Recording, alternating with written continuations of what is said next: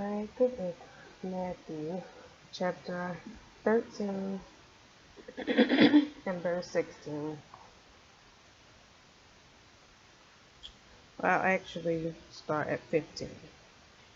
For this people's heart is waxed gross, and their ears are dull of hearing, and their eyes they have closed, lest at any time they should see with their eyes, and hear with their ears, and should understand with their heart, and should be converted, and I should heal them.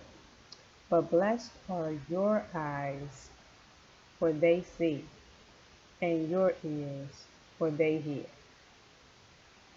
For verily I say unto you that many prophets and righteous men have desired to see those things which you see, and have not seen them, and to hear those things which you hear, and have not heard them.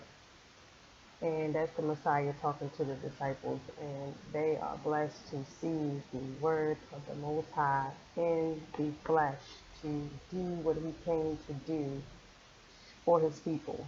And there is no people so blessed to have a God that would do that for them. Period. I mean, you know, it's just such a blessing, such a blessing. It's so wonderful um, to have that. And a lot of people just they don't get it. They don't even consider. They don't even see how wonderful our Messiah is. So that's the whole the point of things is basically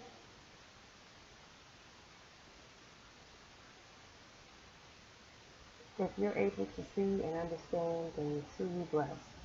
Because most people get offended by the truth, especially Israel. They're offended by it. They don't want to hear it. They don't want to. And as you notice, when you see in verse 16 that he said, and let's see, the 15, I'm sorry, for this people's heart is waxed gross. It's because of what's in their heart. See, even though the Most High opens your eyes, it is really based on what it is in your heart. What that's why it says in Luke, when the angel says to Mary, that the hearts and the intents of many people will be revealed. Because the people say that they love the Most High, and they love the Messiah. But when it comes down to actually doing the commandments and keeping his word and doing what it says to do, they're not willing to do it. They don't want to do it. And then you see what spirit they're really dealing with when it comes down to that. So, that's why he said their heart is wax gross, and their ears are dull of hearing, and their eyes they have closed, lest at any time they should see with their eyes and hear with their ears. Okay, a lot of people have chosen to be blinded because they want to do what they want to do. And we'll go to let's see, let's go to John 17:17. Actually, I want to go to John chapter 4.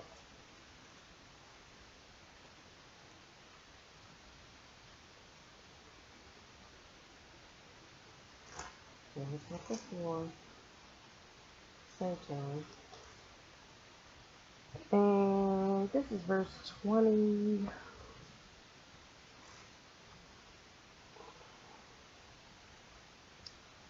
22. I started 22. I started 21. And when you read the beginning of the chapter, you understand that the Messiah is speaking to a Samaritan woman, and he asks her for some water, and she pretty much is, I guess, you know, she's a nation, and there's a history behind why she's in this land. When they had started in Kings, when you realize that the kingdom of Israel, was exiled from that land, Ethiopians were brought in. And I'm assuming here that she's a descendant of these people, because Israel never came back to Samaria. They never came back to that land. It wasn't all of the kingdom of Israel, but for the most part, it was. There's a remnant of them still amongst people, amongst the Jews. When you read about Anna the prophetess, um, that desired to see the Messiah, it speaks about her in Luke, and well, that's an example I can think of right now. But so you know that all of them were, but for the most part, the kingdom of Israel was not there, and you'll read that the Levites had to show these other nations that were put into the land, how to live on the land so that they wouldn't be destroyed, because the Most High was destroying them because they were heathen and they were wicked and they were going off. Um, you can read about that in Kings. I believe it's First Kings, Second Kings. But I won't go into that right this second. But this is a Samaritan woman. So because she's offended that the Messiah has asked her to give him to drink, and she says, "You are a Jew. You being a Jew, asked me, a woman of Samaria, to give you something to drink." And so you see, obviously, that there's division here, and then also you know that when the Messiah told his disciples in Matthew, "Go not into Samaria, into this and go not into the way of the Gentiles, but go rather to the lost sheep of the house of Israel." Um, and so, that's just the beginning of the chapter. But the point that I want to get to is verse 22. John 4, I'll start at 21 actually. And Yeshua said unto her, Woman, believe me, the hour cometh when ye shall neither in this mountain nor yet at Jerusalem worship the Father. You worship you know not what. We know what we worship, for salvation is of the Jews.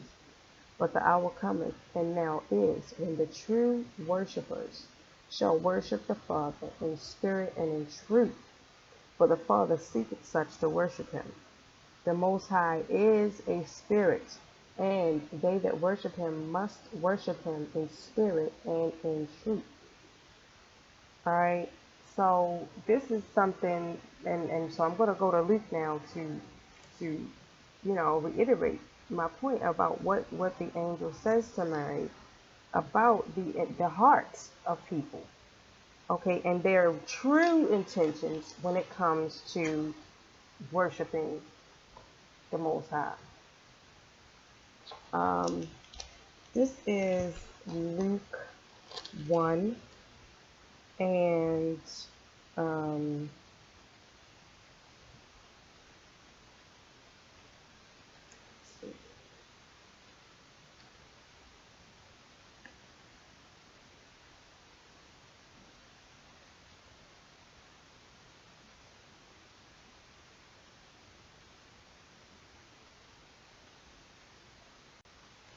okay, yes, it's actually Luke chapter 2. Luke chapter 2 and verse 35. Yea, a sword shall pierce. Well, actually, I'll start at 31. I'll start at 30. For mine eyes have seen thy salvation, which thou hast prepared before the face of all people, a light to lighten the Gentiles, and the glory of the people of Israel. And Joseph and his mother marveled at those things which were spoken of him. And Simeon blessed them, and said unto Mary his mother, Behold, this child is set for the fall and rising again of many in Israel, and for a sign which shall be spoken against. Yea, verse 35, a sword shall pierce through thine own soul also, that the thoughts of many hearts may be revealed. And then here, verse 36 is going into about the prophetess Anna. And there was one, Anna, a prophetess, the daughter of Phanuel of the tribe of Asher. She was a great age, and had lived with an husband 7 years from her virginity. So I just wanted to go into that about, and there were a remnant of some of the other tribes still in the land. but for the most part, the kingdom of Israel was not there. They went into, which once again it's a whole lot of, but basically they came over here to the Americas. We do know that that is just makes sense. And when you read Second Esdras 13 and considering the curses and other history clearly backing it up, and also um, Jeremiah, I want to say it's around like 50 or 55, about us being here oppressed in the land of our captivity together. And Judah and the kingdom of Judah and the kingdom of Israel are oppressed here for the most part in the Americas together. So, but to stay on topic, to stay on the subject, the point that I'm making is about the truth, people being able to receive it, and so when the angel told her this about the Messiah, we know that he's the word of the Most High. Here he is in the flesh, and these are this is what concerning him is the heart of people. The intent of people is going to be revealed when you really start bringing that truth out. It also in Matthew when it talks about, well did Isaiah, because Isaiah, we'll get that too. Let's get that right quick, because it's prophesied that these people would honor him with their mouth, but their heart. So, of course, we know in the scriptures when it's speaking of your heart, not the physical organ, but your mind. And Jeremiah is a precept to go to understand that it is, and in Matthew, when the Messiah says the intent of the heart is what comes, that's what comes out of the man and defiles the man. And so your heart is really speaking of your mind. And, basically, that's the whole point, is people have made their hearts this way because of what they want to do. So let's get that in Matthew and in Isaiah right quick. And right quick, a precept about the heart and showing you that it is speaking of your mind and your intent. Matthew chapter 9 verse, I'll start at 3. So we know who he's talking about and what he's talking about and why, he's talking about this is 9 and 3. And behold, Matthew 9 and 3. And behold, certain of the scribes said within themselves, this man blasphemeth. And Jesus, Yeshua, knowing their thoughts, said, wherefore think ye evil in your hearts? For whether it is easier to say, thy sins be forgiven thee, or to say, arise and walk. So in their minds, what they were thinking, that's what he's talking about. In your heart, you said, this is what you're thinking. Is it easier to say, thy sins be forgiven, or to say, arise and walk? Which one is easier? And that goes into also what I was speaking of last night about your sins, and that is what is causing a lot of conditions. So he's saying, so is it, which one is easier? That this man has actually gotten up and walked, or that he's able to do it because his sins have been forgiven? You see? So I just wanted to go there, just as an example about the heart's meaning and mind. All right, but I want to go to Matthew. Let's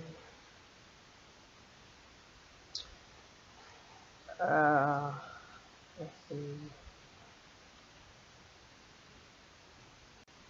Okay, so here it is in Matthew 15, and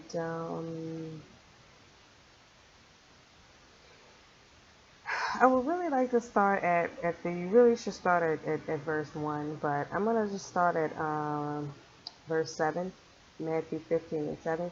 Ye hypocrites, well did Isaiah prophesy of you, saying, this people draweth nigh unto me with their lips, with their mouth. So let me start that again. 7. Ye hypocrites, well did Isaiah prophesy of you, saying, this people draweth nigh unto me with their mouth, and honoreth me with their lips, but their heart is far from me. But in vain they do worship me, teaching for doctrines the commandments of men. And that's exactly what our people do to this very day. They teach commandments of men. Um, that's what they do, especially in these so-called Christian church. And I say so-called because we know that the Christian, you don't know, but if you don't know, Christianity is pretty much a title that was put on the Hebrews that followed the Messiah, the Christ. You can read about that in the book of Acts. But those people that were called Christians, is what they were doing and practicing is not what you see in Christianity today. So if you wanted to, and actually I was reading that it was a derogatory term.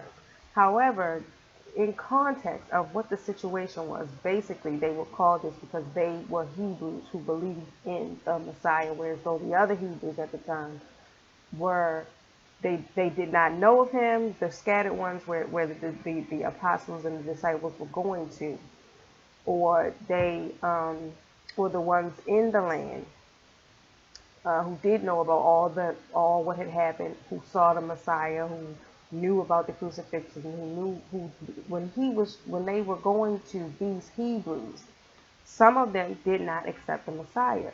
So the ones that did were termed Christians. They were called that, but they were Hebrews and they were keeping the law. This Christianity that you see today here in the Americas, where all around the world, this religion, this doctrine, is not these people that were called Christians. It's not the same. So that's why I say the so-called Christian church, because this doctrine and these practices are pagan that are going on today. And that's just the bottom line of things. And I did touch on that in my other video, but the point is, I don't want to get off topic from this point. That's why I say so-called, but they're hypocrites, and they teach doctrines, commandments of men, saying to keep these pagan days, man-made days. That in Colossians 2:8, it tells you they're traditions of men, teaching you to do certain practices that is not commanded in the scripture. Your birthday, Mother's Day, Father's Day, they promote this, that you must do this. And also, and it's something else I'm going to go into, but this is for another time, but about the wisdom of this world. A lot of these churches promote this system, this quote-unquote education system, but really what it is an indoctrination system, and it's an oppressive system. And it's a persecution system as well, because the people in charge of it very strategically have been placed in positions, and if you are not, it may claim that it's not about your religion and your belief, but if you are not doing what Babylon is, and I don't just speak of the Americans as far as that, I'm talking about the worldwide belief system. If you are not doing that, then you're pretty much persecuted in this.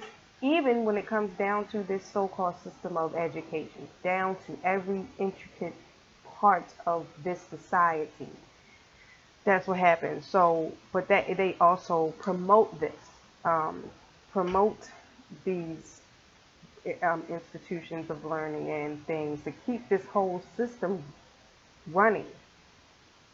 They promote it, and that's a commandment. And oh, you have to, you know. Not to say that it isn't wise as far as survival. I certainly wouldn't say that, but that you have to have a piece of paper from the oppressor saying that you know something so that you're able to get certain positions in society. And once again, if you don't have a certain belief system, you definitely are persecuted because of it. And all the people that are in certain positions and in place they'll even cheat you.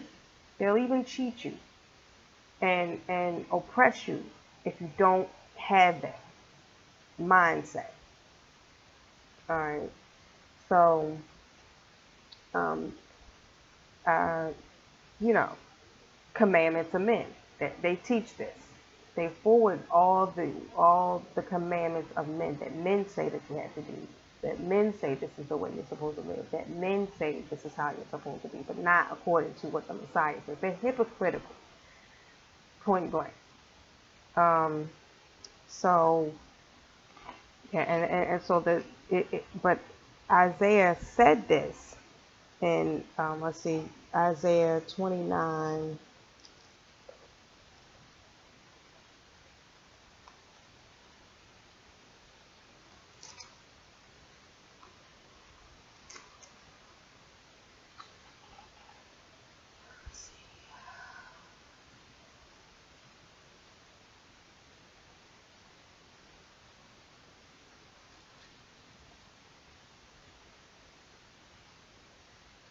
29 and 12. I'll start at 12.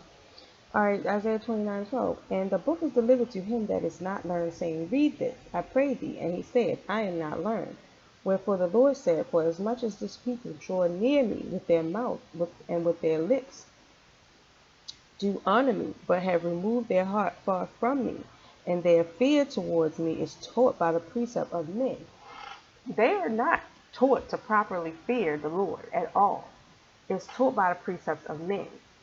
And basically, men are saying, you shouldn't keep the commandments. That's your fear. The scriptures tell you that, the fear of the Lord is wisdom.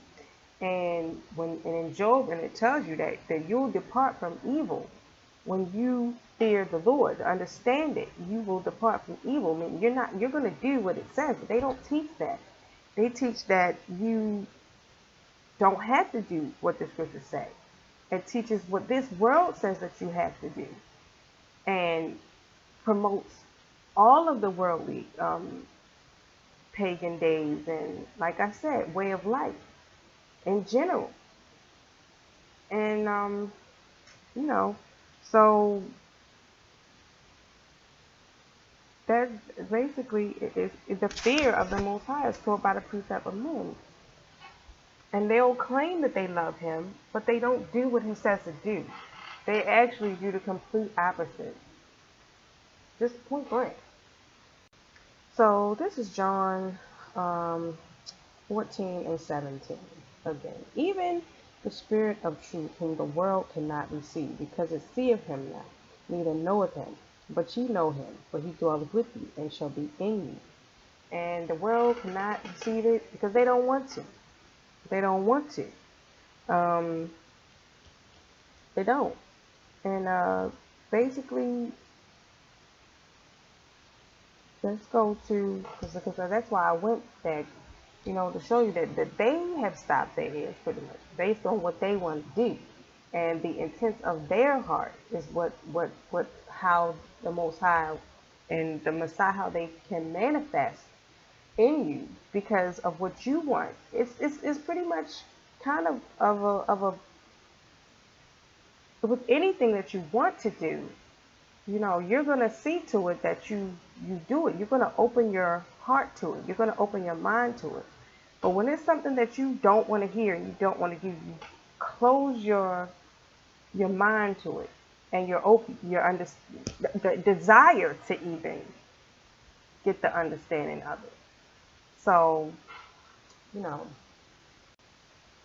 and we'll go to Galatians chapter 4 and 16. This is why it goes all back to Luke 2. The intent and the heart of people comes out when you start telling the truth. Galatians 4 and 16.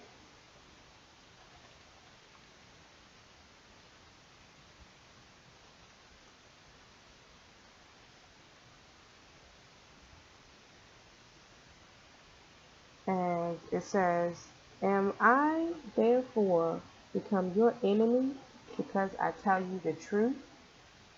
So once that truth starts coming out, if somebody that you thought loved you, your family included, and that's what Matthew also talks about loving your enemy, and how the Messiah is telling you in Matthew and in Luke. When you start to really follow him properly and do exactly what he says do, even your own family and the people of your household become your enemies, because that's not their intention to do they'll say it all day, but when it actually comes down to doing it, and like I said um, before last night about, you know, they'll they they'll really they will persecute you and do things spitefully because they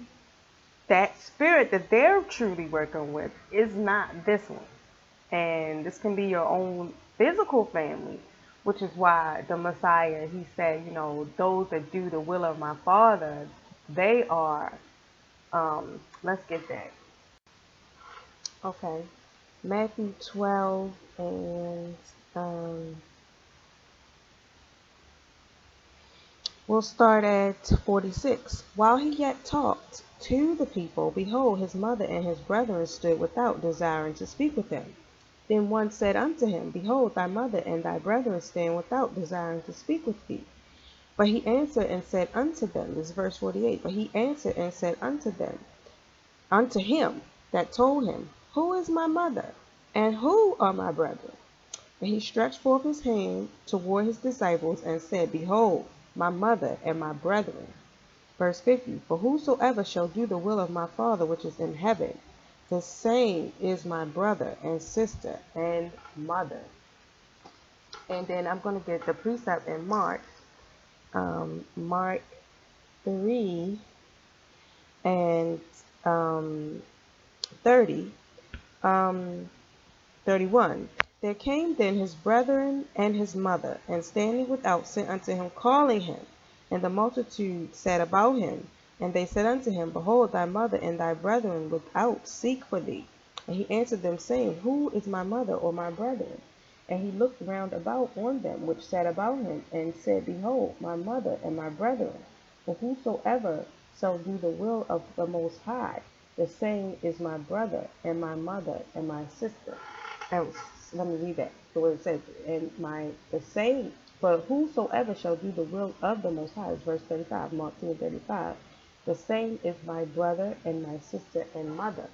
And I think, you know, something to consider about the situation here, he's teaching.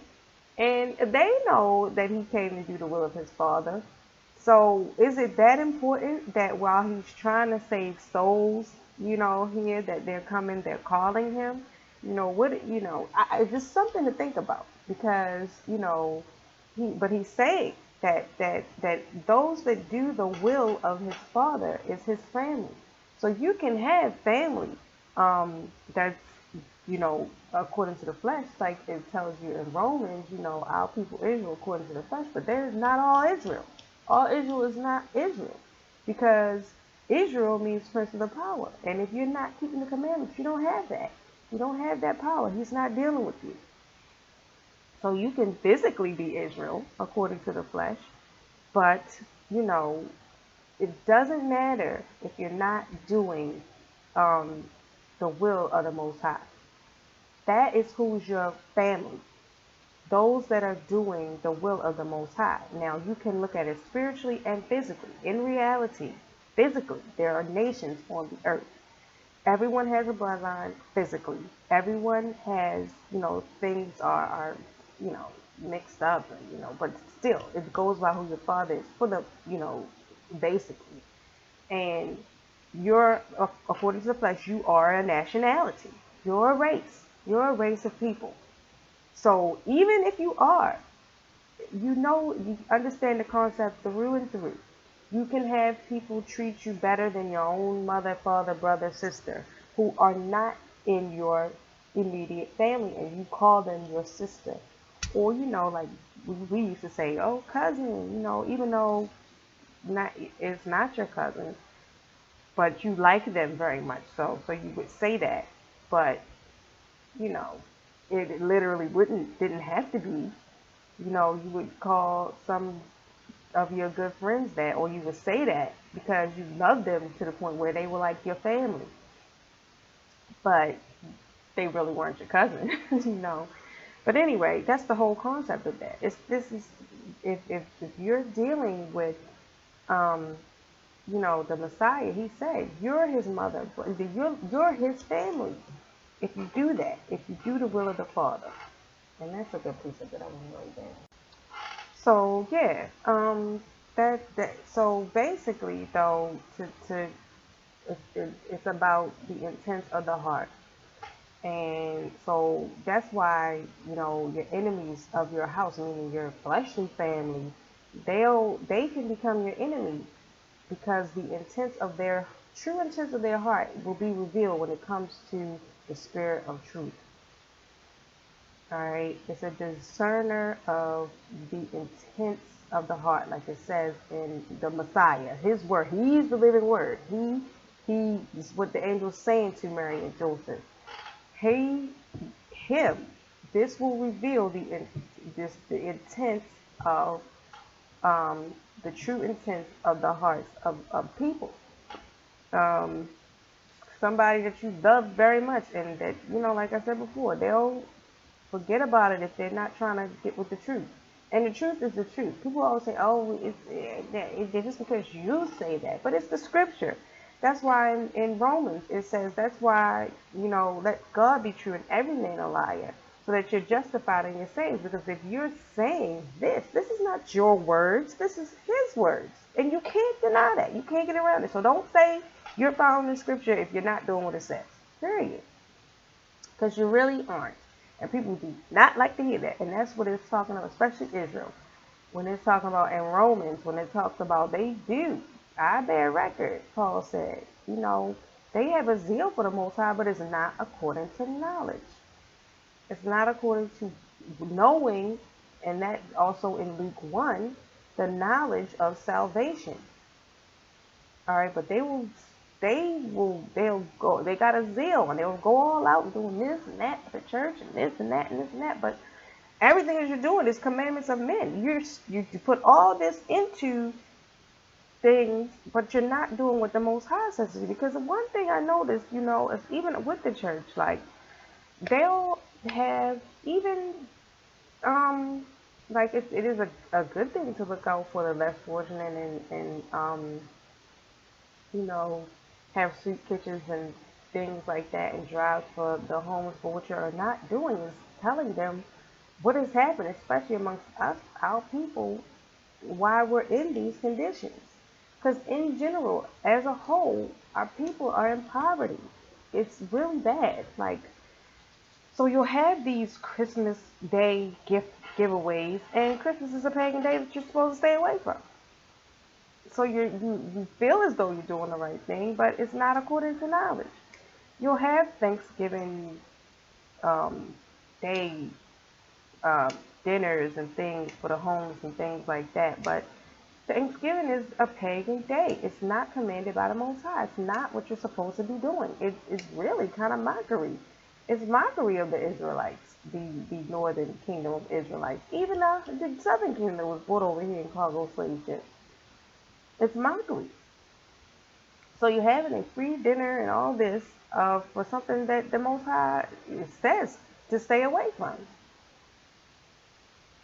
And, it's zeal for thinking you're doing the right thing, which also goes into it's a Corinthians,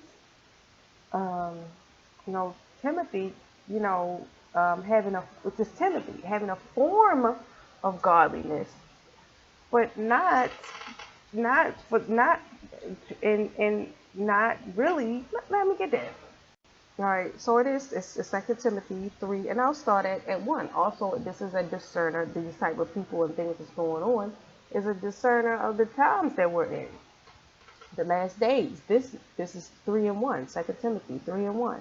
This know also that in the last days perilous times shall come. For men shall be lovers of their own selves, covetous, boasters, proud, blasphemers, disobedient to parents, unthankful, unholy, without natural affection. We know what that is. It is, fornication, basically. Doing all of these sexual acts that are unnatural. Truce breakers, false accusers, everything against the scriptures. Thou shalt not bear false witness against thy neighbor. Love your neighbor as yourself. Thou shalt not covet. Okay, and this goes into what we're talking about with this so-called Christianity of today. They promote that you don't have to keep the law, but clearly, right here, this is, and that is what it's telling you. Also, the Messiah tells you in Matthew 24, in this last time when he's about to return, know that there's going to be many saying that they are the Christ and many false prophets. All right, so this all falls under this right here. This is basically telling you how people are going to be promoting the breaking of the commandments. All right, and it says with traitors. Wait a minute, no, I'll start back at 3. 2 Timothy 3:3. Without natural affection, truce breakers, false accusers, incontinent, fierce, despisers of those that are good. So, and that is something I can truly, attest to, even as younger, when I was younger, and you know, when I was, they would always call me goody goody, and nobody liked me. Oh, yeah, goody two shoes, goody, you know what I'm saying? Like, it was a bad thing to be good, because if I wasn't having sex at that time, and because I was a good friend and a kind person and kind of quiet, and if I knew you, if I didn't know you, I was very quiet. If I know you, you can't shut me up. But if I didn't, and people really didn't like me because of that. Like, they didn't. And it's the truth. And sometimes people would, they would say they did, but they, were mean. But once I got older, and, I kind of got a little lost, everyone loved me, doing all the things you shouldn't do. I had tons of friends and always going out, and everything was a good time. But then when the Messiah, and the Most High called me and brought me back and refreshed my memory of Him, okay, because that's what really has happened. Now people this is in us, but we've forgotten it. All right, that's why He says in Hosea, He's going to forget your children since you have forgotten the law. So this is in our people. This is in our bloodline. This is in our spirit. This is in us, but we've forgotten it in our captivity. So when the Most High blessed me and called me out of the world again, everybody then, once again, now everybody hates me. Because this, once again, goes into Galatians. Am I therefore your enemy because I tell you the truth? But I'm going to get a precept to that in John. But I want to just go here back to Timothy about what I was speaking of, this is verse 4. Traitors, heady, high-minded, lovers of pleasures more than the lovers of God. Going into how people would rather eat swine because it's pleasurable to their taste buds than when the Most High says don't eat it. And they'll come up with all kinds of stuff as to why you don't have to keep that portion of the law, that command. All right. And, lovers of people love to, I don't know what they get out of being whoremongers. I don't know what they get out of being adulterers. You got some women that's playing the field more than men. And, I'm not going to say that,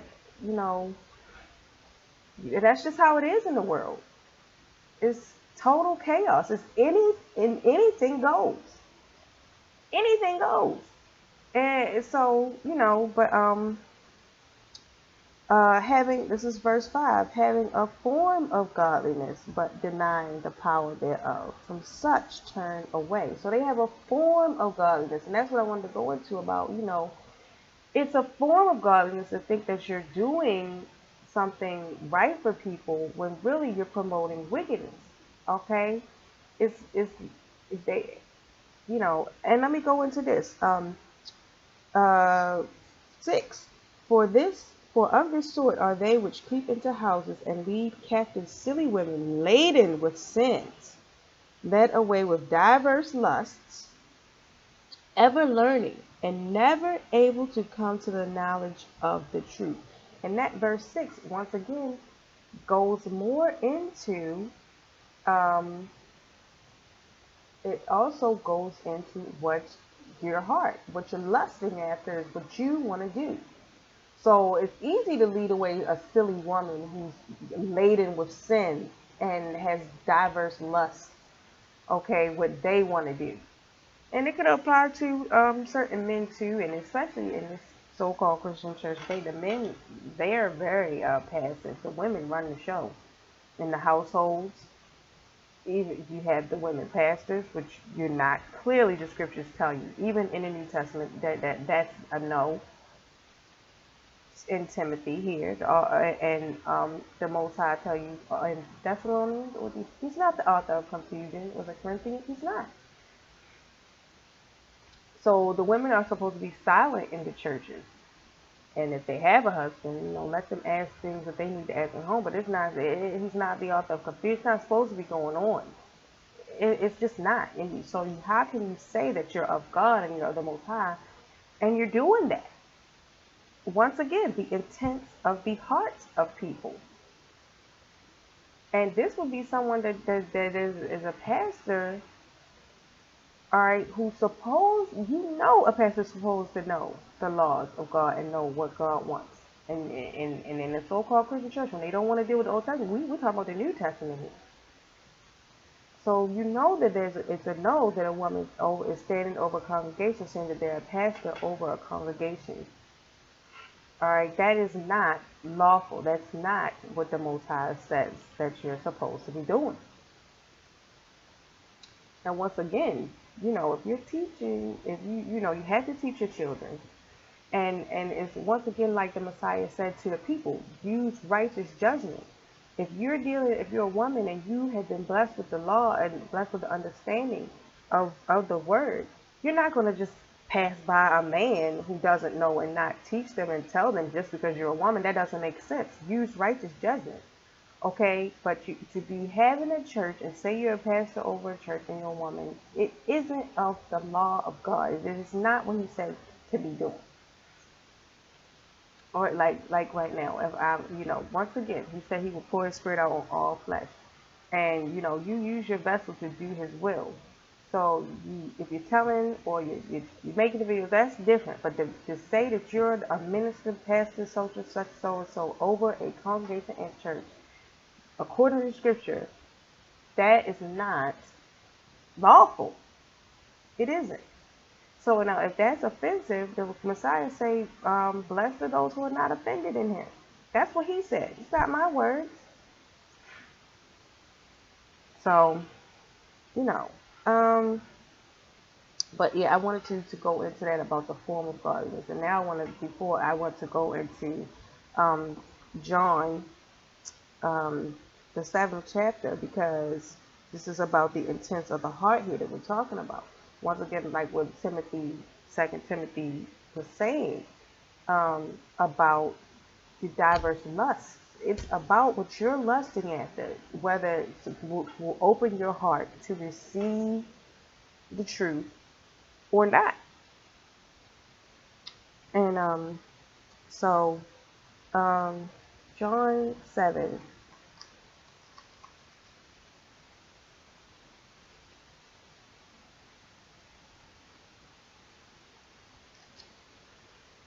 John 7 and 6.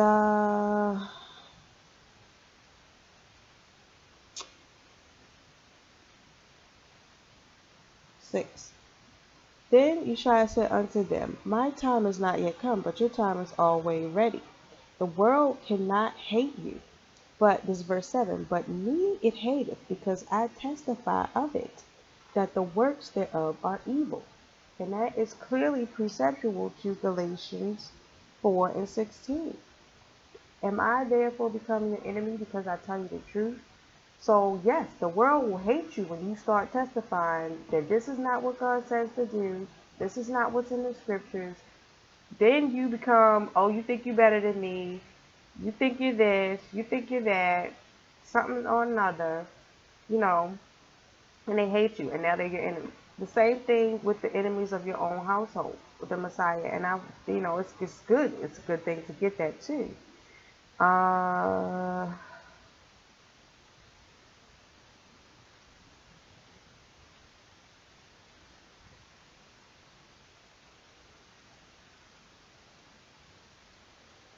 10, Matthew 10.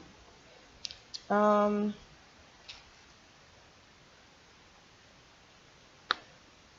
and 34. Matthew 10 and 34. Think not that I am come to send peace on earth. I came not to send peace, but a sword. For I am come to set a man at variance against his father, and the daughter against her mother, and the daughter-in-law against her mother-in-law. And a man's foes shall be they of his own household. He that loveth father or mother more than me is not worthy of me, and he that loveth son or daughter more than me is not worthy of me. So, and I'm sure personally, anybody can attest to all these situations right here. If you come into the truth, and especially when it comes to your people, because once again, Israel bear record that they have a zeal. You cannot tell a Sunday church going deaconess every event, every this, that, and the third. If you can't tell them that's not what the scripture says, and don't do that, then they won't. They become your enemy because they have a zeal for it. And I say that in reference to the moms and the mother-in-laws, because you know how them church sisters they are. You know how they are. They really think that they know, and that's a pride thing too, because when they've been their whole life and traditionally brought up in the church in this certain kind of way, never considering that we've been in captivity here and our oppressors have taken all of our information, any and everything. We don't know anything. Never considering, could we have been lied to? They don't ever consider that. They act like, so once again, see, our people, we think that we're Americans. We think, but really, we're literally, in reality, we're captives here. I mean, we're the children of captives. That's just the reality of it. Wake up. Whether you accept that, whether you say that, whether you believe that, if you're so-called black, your daily experiences should tell you that. Mine do. Mine have. So anyway, and that goes down to, the persecution, oppression, all of that, all of it. Like somebody could say, well, why are you not so in the spirit? Once again, we talk about the spirit here of truth. You're not in the patriotic spirit. Well, I've been oppressed. My forefathers was murdered and hung and lynched and severely terrorized by the people that brought us here as captives. And subtly, I am too. Very subtly. Yet, because I understand what's going on, not so subtle. But to someone who doesn't understand, it would go right over their head if they don't have the spiritual discernment as to what's going on. And man, look,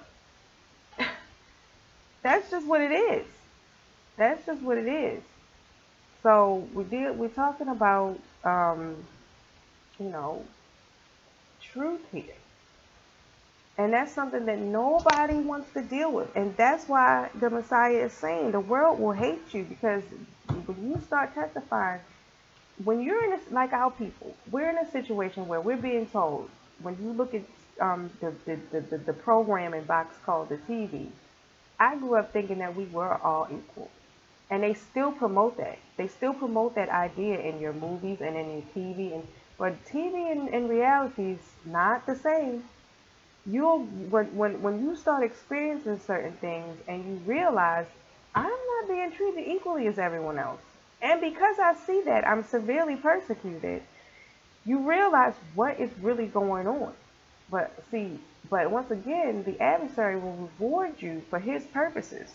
All right? He rewards you when you're not doing that. So things seem easier.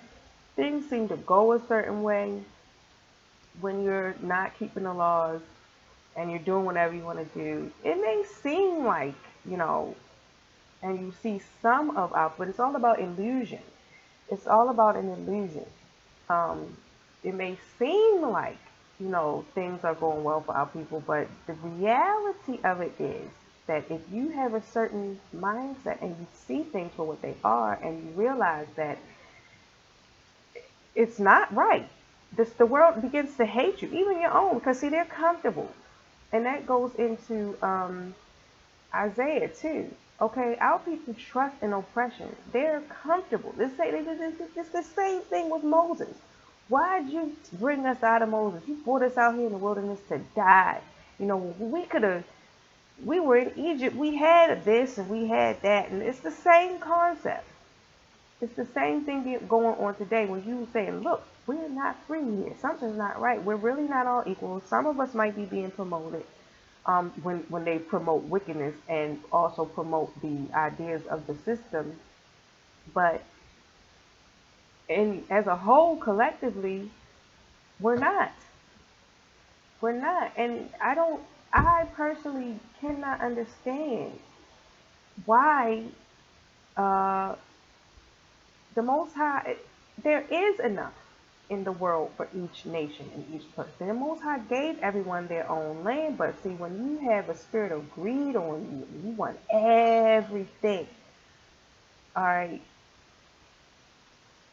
you have to have control, and that's a spirit. That's a demonic spirit. That's the spirit of the adversary, oppressing people so that you have all the control. And things don't run right that way, because that's not the way things are meant to be. And that also is, you need to understand with that I am complex. That's not the way things go, and things are not. As far as this, things have continued on this way because the Most High is allowing it, because He wants to judge His people.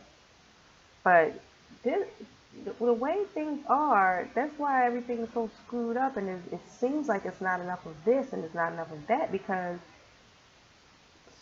there's a matter of control, and that's just not the way the world is supposed to go. Once again, it goes back into what I'm saying about Psalms, the 82nd chapter, because everything is out of course. Because the people of God who He set up to lead the world are not doing that. It's crazy.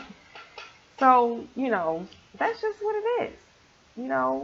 If you, like, once again, being blinded by the intents and the wants of your own heart. See, this is something that I want to get into. Okay, this is Proverbs 16:25. There is a way that seemeth right unto a man, but the end thereof are the ways of death. So, like I said before, the Most High knows what He intended. See, you are people, there's that I am thing again. You're not. Someone created you, and He created where you live, what you breathe, all of that. And He knew what He was doing when He did that. You didn't do it. He did it. So there's a way that seems right to you, but that is not right. So the end of it is destruction. Death and destruction if you're not following the way that's intended for you. Period. That's just what it is. And I don't, once again, I don't see how people don't see it, but I thank the Most High that He has shown me that. So fervently do I thank Him. And give Him all the praise and honor and glory for His mercy. Because see, that's mercy that He has given me, being of whom I come from, and how we have transgressed against Him. And how growing up I had no idea what was going on and why things are the way they are. But He had mercy and showed me. And there is a way that seems right when you don't have that knowledge and that fear of Him, and to do what He commands you to do. See, let's get something else. And really, this is Ecclesiastes chapter 12, which is really good to read the whole thing, because it also goes into even in the verse before it, there's so many books, and there's no end to what man will write and certain knowledge and information. But Verse 13, Ecclesiastes 12 and 13. Let us hear the conclusion of the whole matter. Fear the Most High and keep his commandments, for this is the whole duty of man. For the Most High, for God shall bring every work into judgment with every secret thing, whether it be good or whether it be evil. And that is a perfect precept to 1 Samuel. And I'm going to get that, and I'm going to tell you why. Perfect precept to what we just read in Ecclesiastes 12 and 14. I think it was Ecclesiastes 12 and 14. For God shall bring every work into judgment with every secret thing, whether it be good or whether it be evil. 1 Samuel chapter 2 and verse 2. There is none holy as Lord. Once again, going into, he is the one that created things. He knows what he created, why he did it. Why he's telling you to do the things is because he knows what's best for you. All right. It all ties into, there's a way that might seem right to you, okay, but the end thereof is death. And let's go into, there's none holy as the Lord, for there is none beside thee, neither is there any rock like our God. Verse 3, talk no more so exceeding proudly, let not arrogancy come out of your mouth. For the Lord is a God of knowledge, and by him actions are weighed.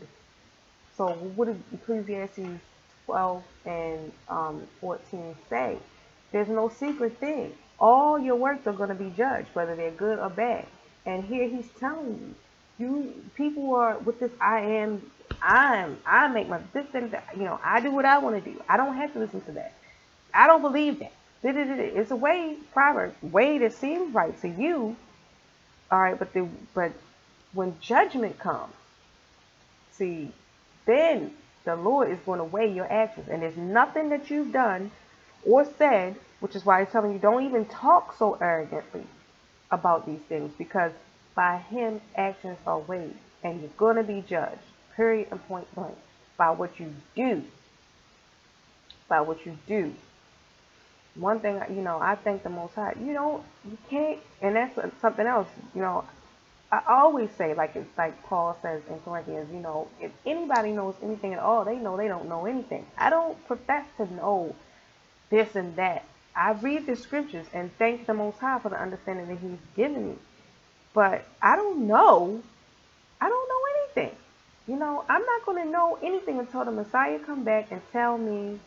And that's why I don't even though I do have a problem with certain things, I'm not just going to go knock some of these people that are out here teaching the truth and not if they're coming from scripture.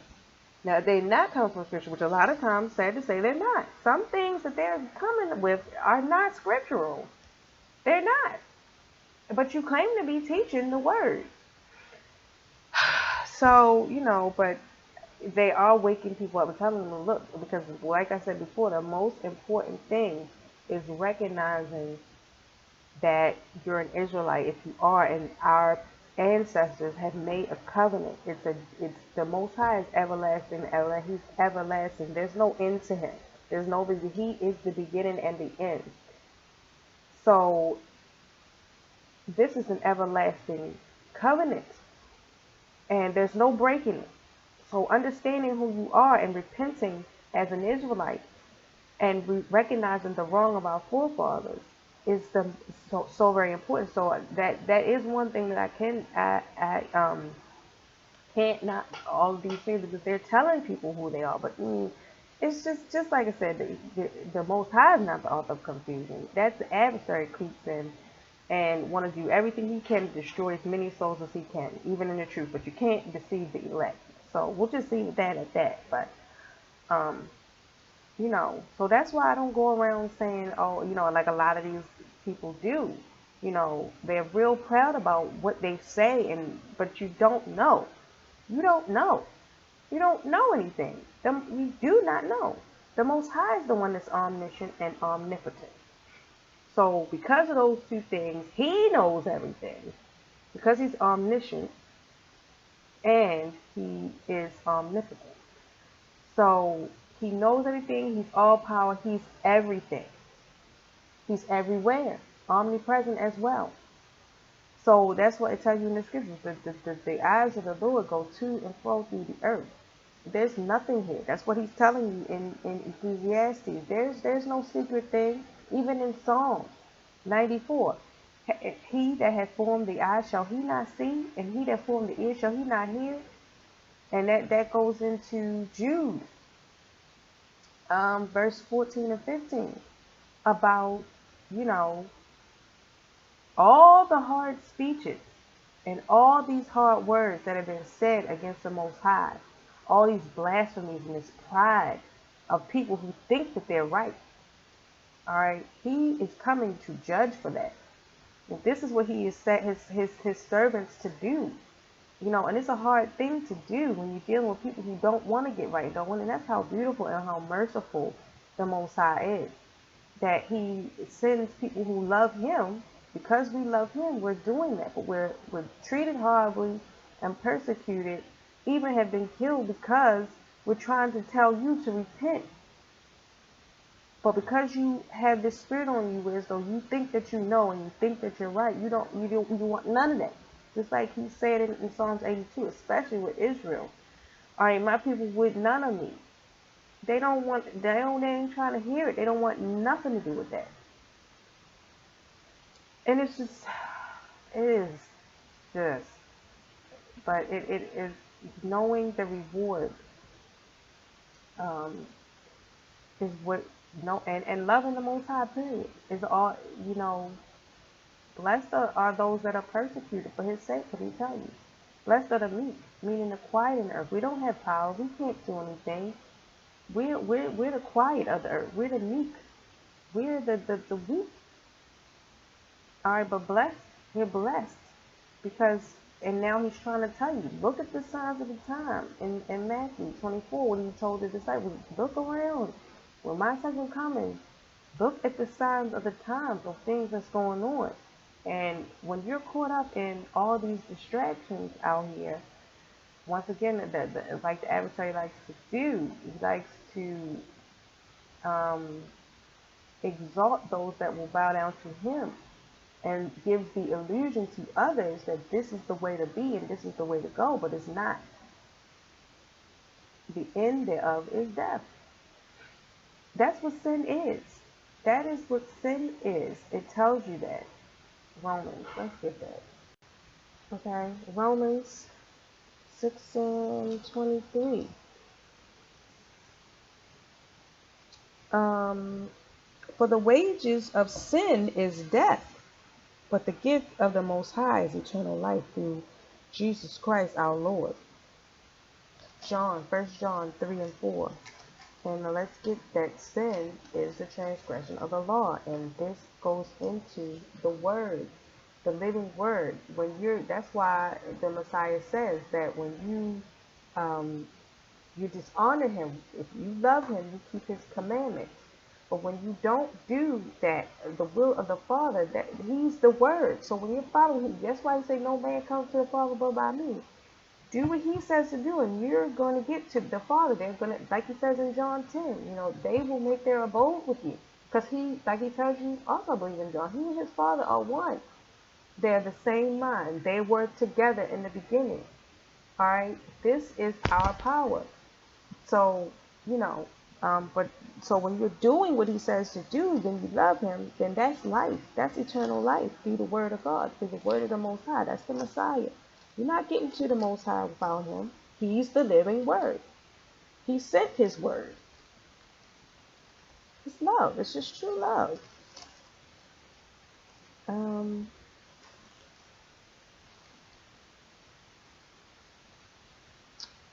John.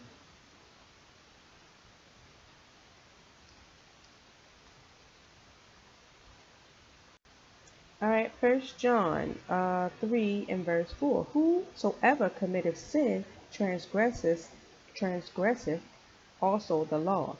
For sin is the transgression of the law. Sin is the transgression of the law. So, and that's why it's telling you those three things. Proverbs telling you that you may think it's a way that's right unto a man, but the ways are death, because man goes by, once again, what we talked about before, about the hypocrisy of people saying that they love the Lord, but they teach for the fear of the Lord, the commandments of men. This is right to a man. In man's eyes, they can do what they want. They can do this. They can do that. It seems right. Because men, let's just consider something. Something logical versus something emotional. And this makes sense to me, even though I haven't necessarily. But someone said, some time ago, I saw someone said emotions that's what that E is, motion, energies in motions. Energies in motion. So what is an energy? It's but a spirit. So there are evil spirits as well that can drive you to do things. So you might think with your emotions and think that you're doing something right, but then, so for example, you're in a bad relationship. You can be dealing with someone and you're like, "Oh, I love this person," but knowledgeably, logically, are they good for you? Are they doing good for you, by you? Are you living according to, loving each other as you would love yourself? Because that's the love of the Most High, keeping the commandments. And that's what the commandments say, love your neighbor as yourself. Are they doing that for you? Are you doing that for them? But you say you love someone, and you can really feel like that. That's an emotion. But logically, and as far as actions, which is why we went into in 1 Samuel, by the Most High, actions are way. And in any situation, actions is what shows your love. This is why the Most High says, if you love me, keep my commandments. That's your actions. You could say something, and you may feel it. But what are you doing? And are the outcomes of what you're doing, are they good for you? Same thing with what you're eating, putting in your body, and things like that.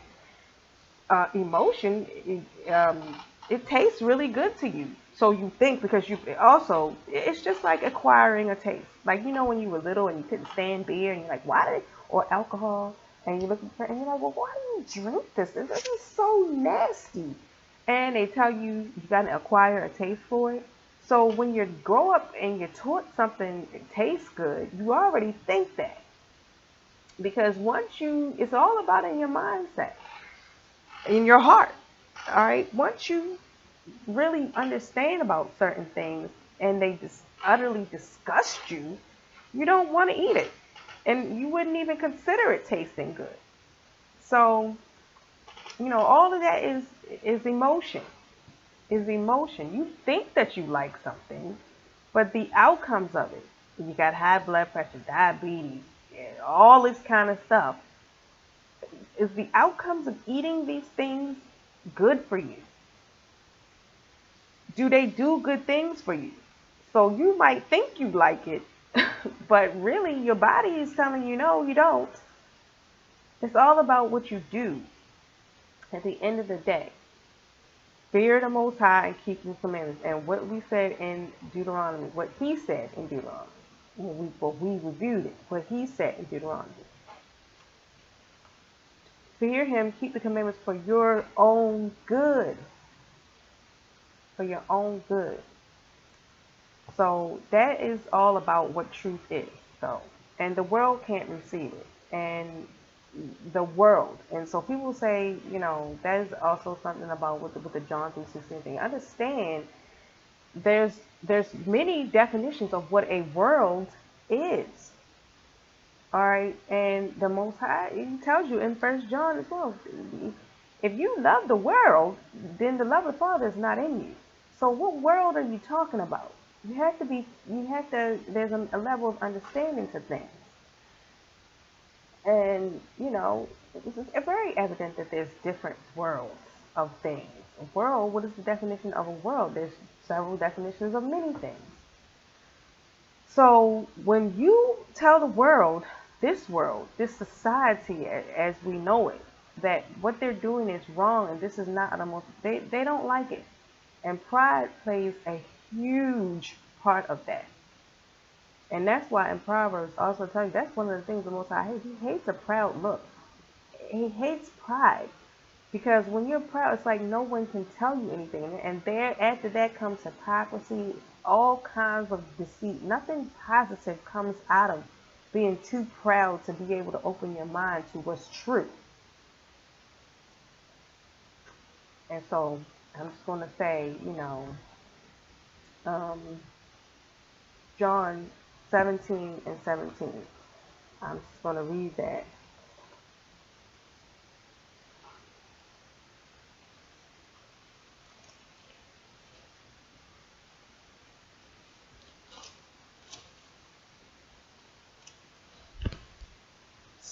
This is John 17:17. Um, yeah, I'm actually, because this goes into what I was just saying. So I'm gonna start at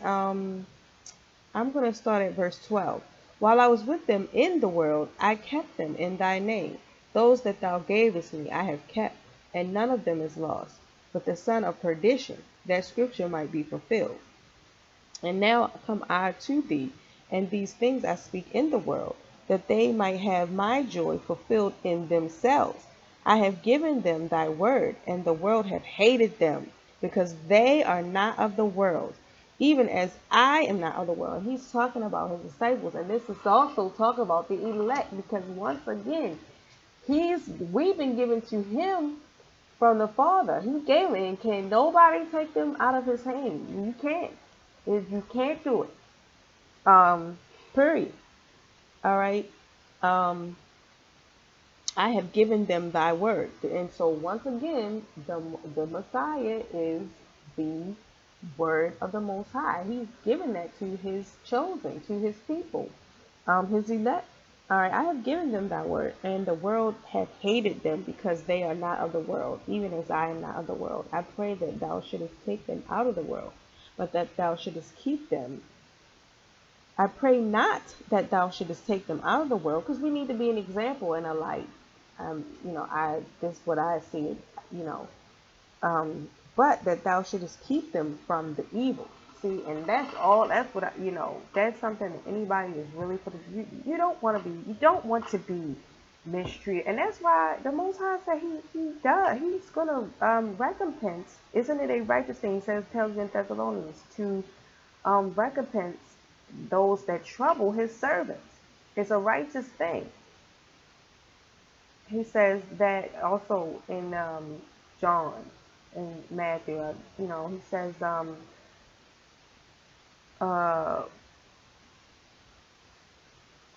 what does he say, that those you're gonna offenses are gonna come because of the way people are and how they hate the truth, the people of the world. But woe to them that offend any of his servants, these little ones. Because he's comparing them to the children he's talking to, but he's talking about his people, his servants. And what does it say, that it's better that a millstone be hanged off their neck and they cast into the sea? Because when he comes, all they're trying to do is help you. But when you offend them because of your own heart and stiff neck and rebellion, it is serious judgment. And that's why. So, but he said, as thou hast sent me into the world, okay, but it says, but thou shouldest keep them from evil. Yeah, because people will they have done and will do evil, horrible things to people that want to be right and want to try to tell you, looking out for you, to tell you, I'm just saying, to tell someone, listen, this is not right. They hate it. So he's saying, I pray that you keep my people that you've given me from evil, but things are all done for the purpose and the fulfillment of the Father's will. And at the end of the day, it's up to him what is allowed to happen to you and why. And sometimes that I like to go live by is in Isaiah, when it says that your ways are not the Most High's ways. His ways are higher. As he is in the heavens and you on earth, so are his ways higher than your ways. So, you know, some you go through certain things and things happen to people because there's something that the Most High is doing and showing whom He will, when He will, and you may not understand it at the time, but because this isn't your will. So that is also something to understand when you read the statement and you wonder, like, why do some things, like even what happened to the Messiah, when he with his people try to tell him, like, the world is talking about Israel. That's in Isaiah 45. That's another huge factor in what this world, the world we're talking about is Israel. And you read that in Isaiah, I believe it's 45. I'll get it, but that's not what but the point is that, so he's to keep them from evil. So sometimes things happen to the righteous to be an example. Now, the most perfect example is the Messiah. He tell you in John, nobody's taking anything from him. This is the Son of the Most High. So at that time, he could have called legions of angels and had that whole thing shut down, but he came to die for so deep of a purpose that you have to be blessed to understand for the salvation of his people, because he wanted to put something in your heart, something in your conscience, to understand that it's not about blood sacrifices and animal sacrifices for sin, but keep the law. It's for your own good. So much so that he was willing to do that for you, to die for you. Nobody took his life from him. He laid it down. Now, the way it played out, it also revealed the hearts and intents of the people.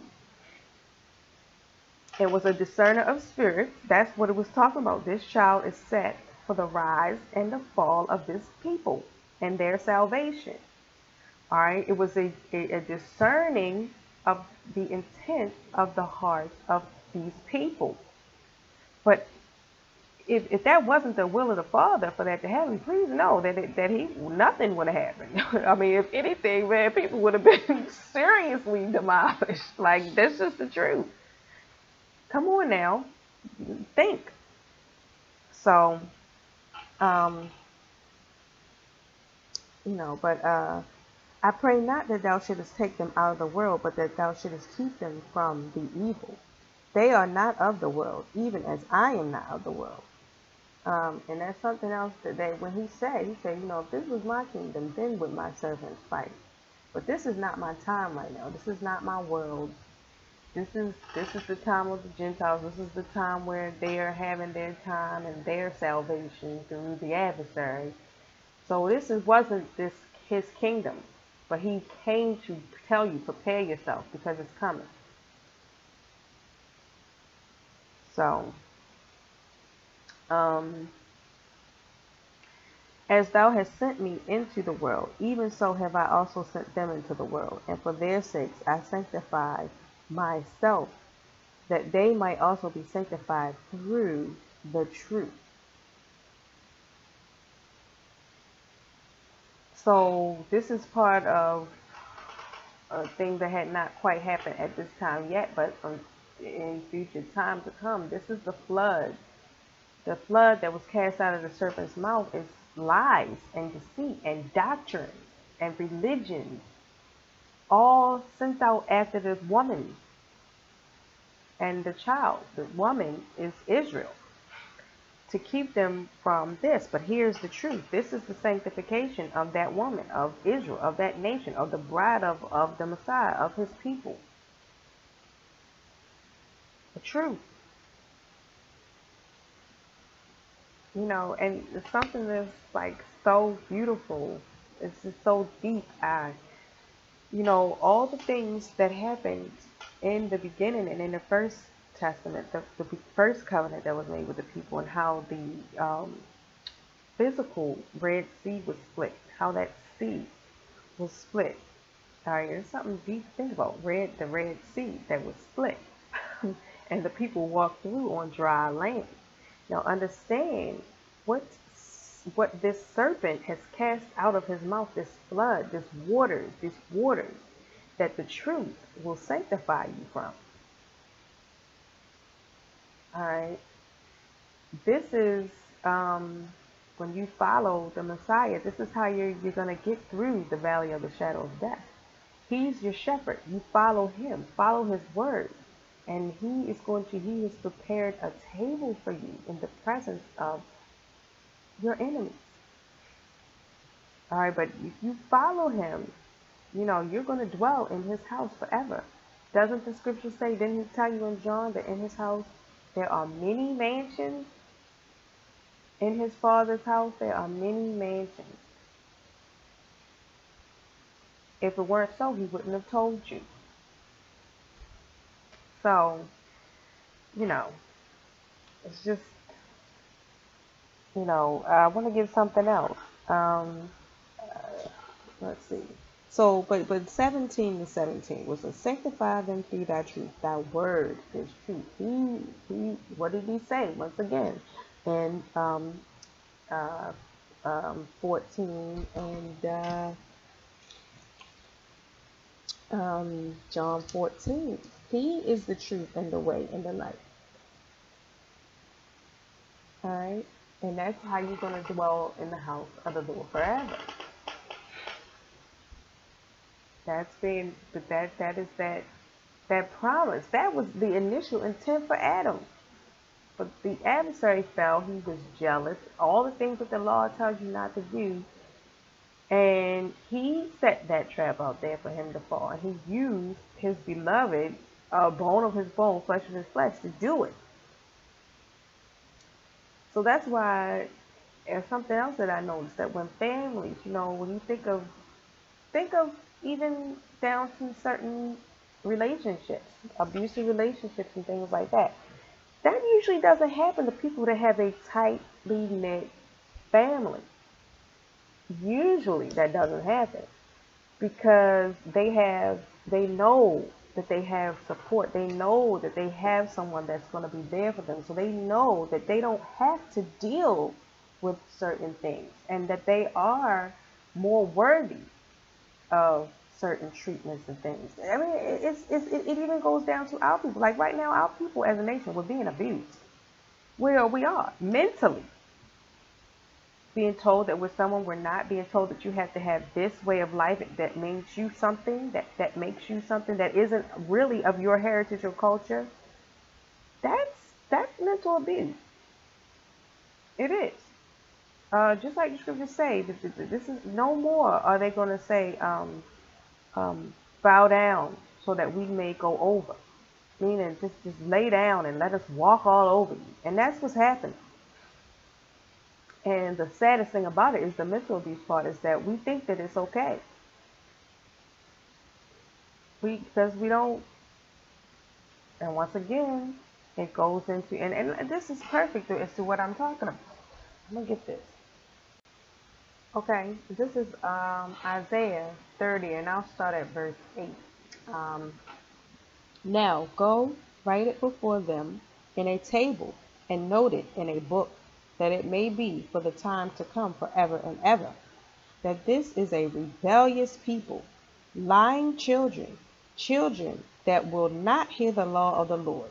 Going back to Hosea 4 and 6, this people is destroyed for lack of knowledge. Verse 1 of Hosea 4. The law, there's no truth or knowledge of God, that knowledge. This is the knowledge that they're destroyed for. So because of their rebellion, the whole thing all ties together. The intent of your heart and what you choose to open your eyes to because of what you want. Because of your own lust or your own heart, what your heart wants to go after. That this is this verse 9, that this is a rebellious people, lying children, children that will not hear the law of the Lord. 10, which say to the seers, see not, and to the prophets, prophesy not unto us right things, speak unto us smooth things, prophesy deceit. This is what our people want to hear. They don't want to hear truth. They want to hear smooth things and deceit. Oh, it's okay to do what you want, hear what you want, say what you want, act how you want, eat what you want. It's okay to do that. That's what they want to hear. So they're saying here, I'll start at verse 10 again, Isaiah 30 and 10. which say to the seers, the prophets, see not, and to the prophets, prophesy not unto us right things, speak unto us smooth things, prophesy deceits.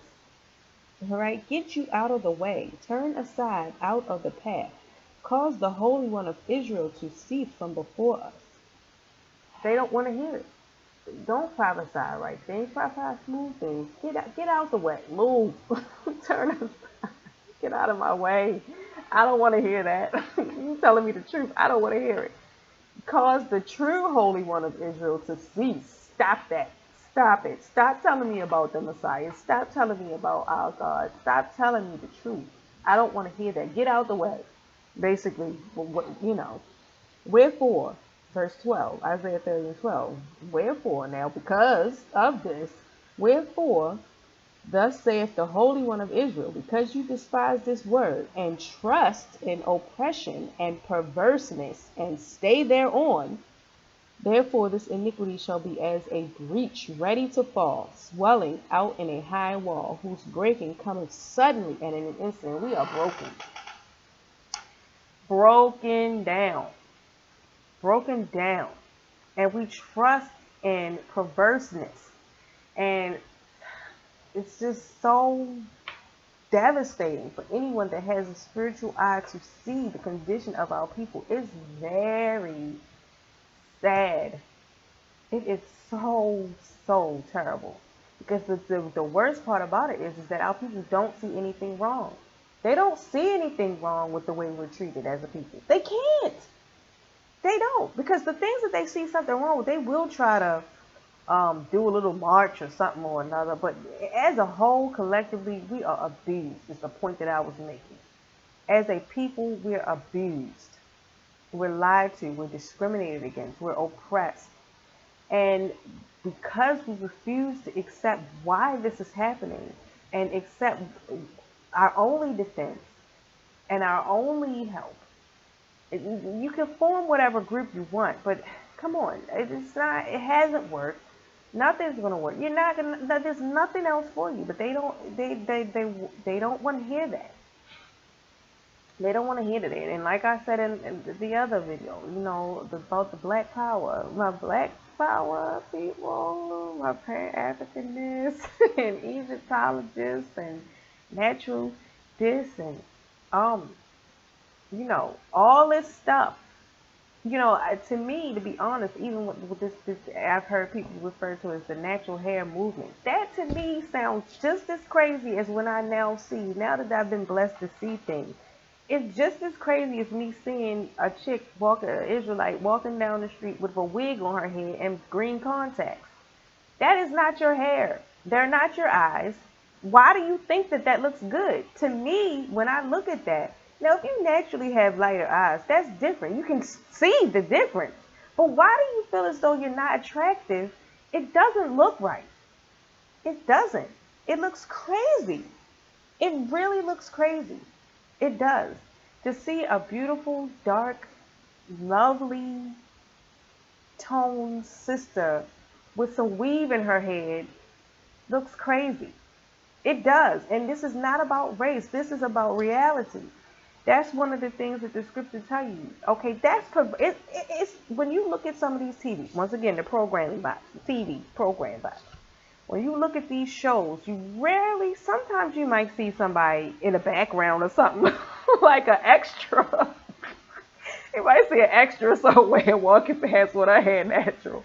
But the people in the show, they got tracks, perm, all this stuff. And that's perverse. It's perverse to walk around and put chemicals and do processes to your hair to make it look different from the way it grows out of your head. And then what I was going to is like the movement. I've heard it referred to as this natural hair movement. Why it gotta be a movement that you just get tired of putting harmful chemicals in your head? Why it gotta be a movement when you just going out the house the way you were born? I mean, for crying out loud, it's crazy. It is. And that is what is one of the curses in Deuteronomy about people, that you be smitten with madness. Let me explain in case you don't understand. It's madness to put chemicals, harmful chemicals, that the people that are applying it to your head got to wear gloves. I've been in what we all know what it's like when you go and get the perm. It stinks. This shit burns. Excuse my language, but it can't be normal. It can't. It's not. And so that's what I'm saying. This is oppression.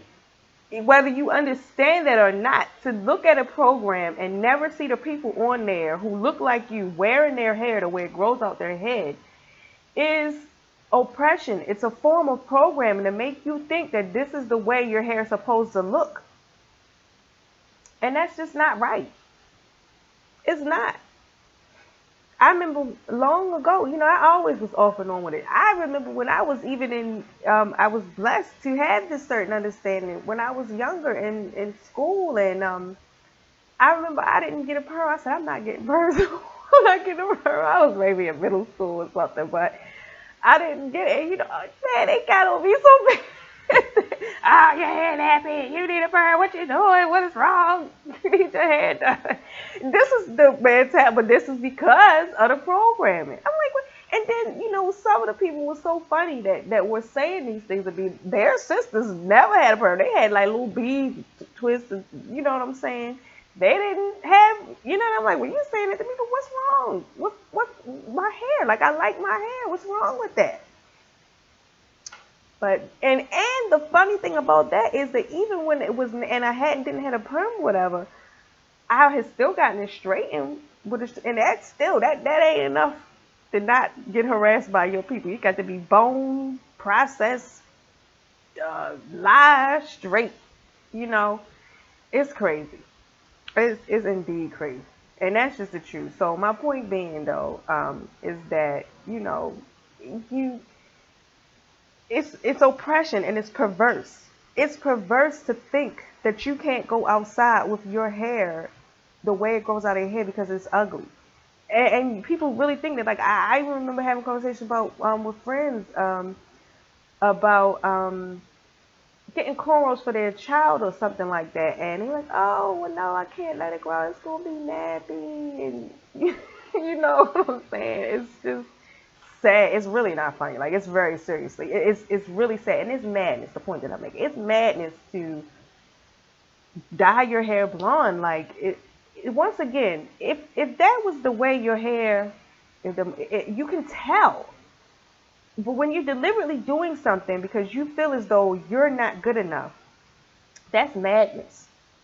It's madness to put a wig on. I even remember at a certain time, when I would get braids in my hair, and when so when your hair grows out, your new growth is going out.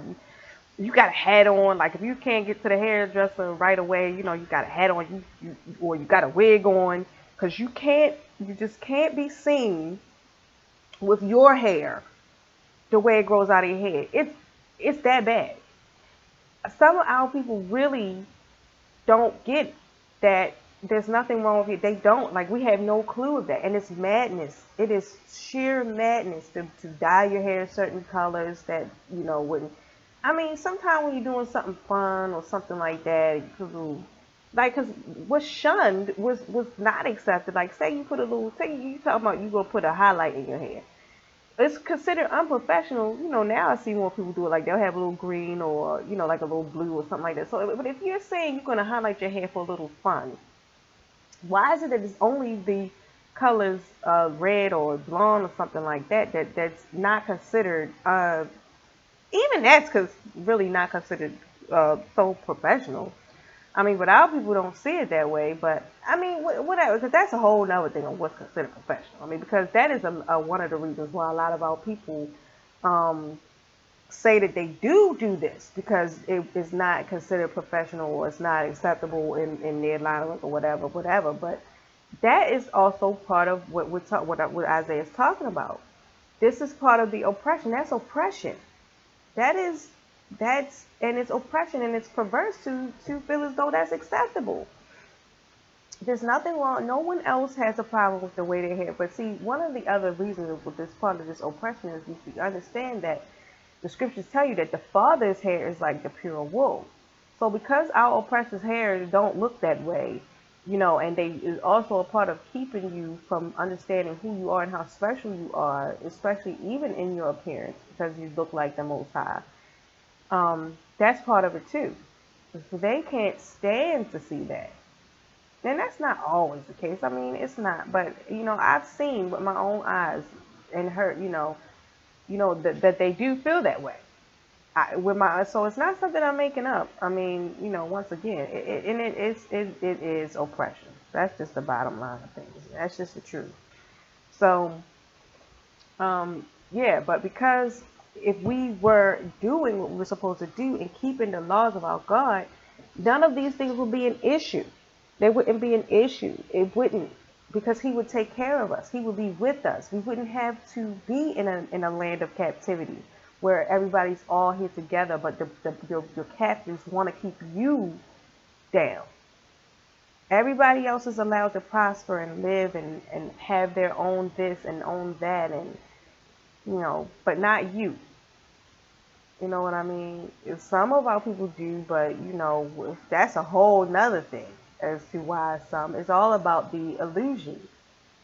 It's all about the illusion, because trust and believe, those that are allowed to appear to be prospering to you have accepted a mindset that's against this, against Scripture, and that's just the truth. And against their people, because they're selfish. They're about self. So,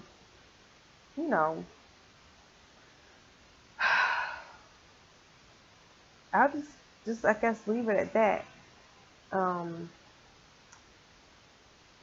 but for those that do have an ear, it really is time to awake.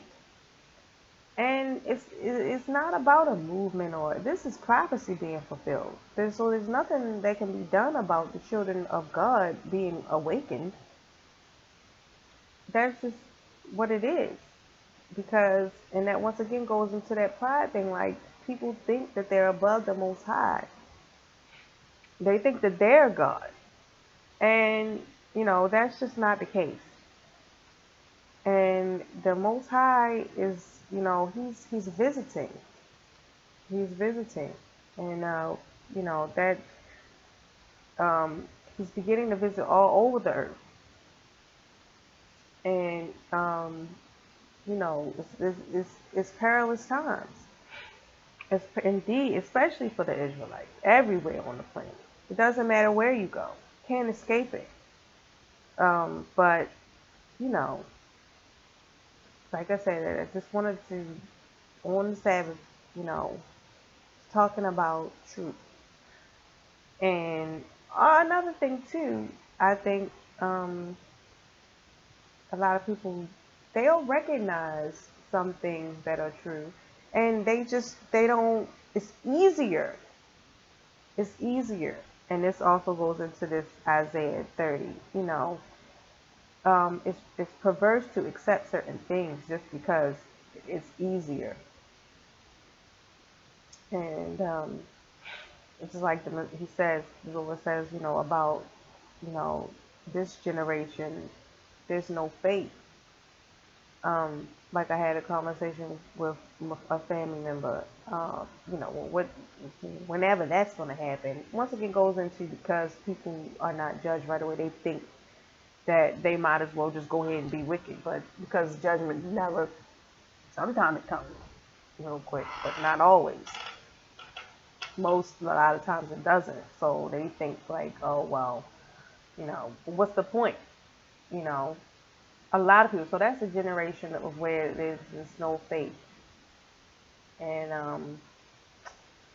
that's just what it is.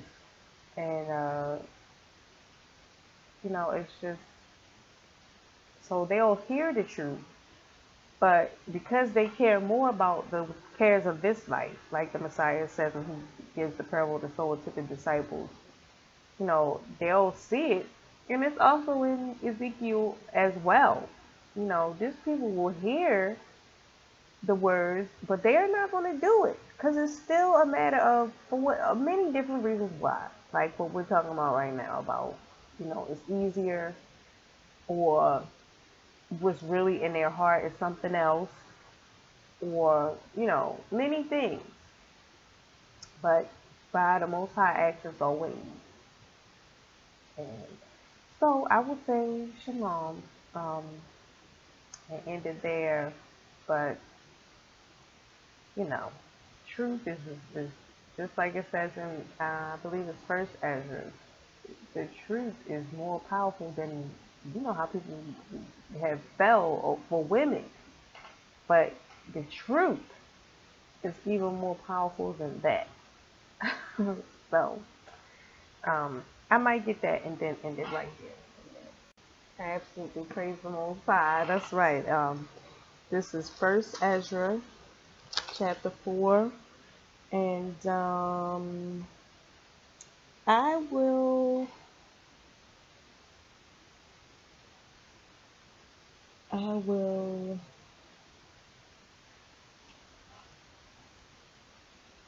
I'm gonna just read this whole thing because it's very important. But I'm gonna start at verse 1. Um.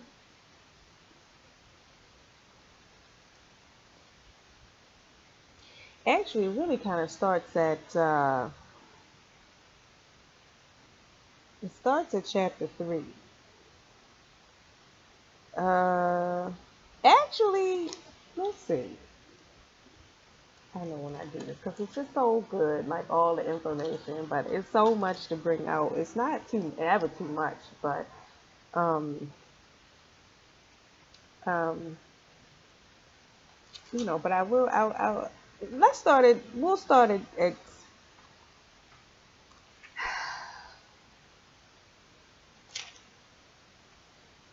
start at.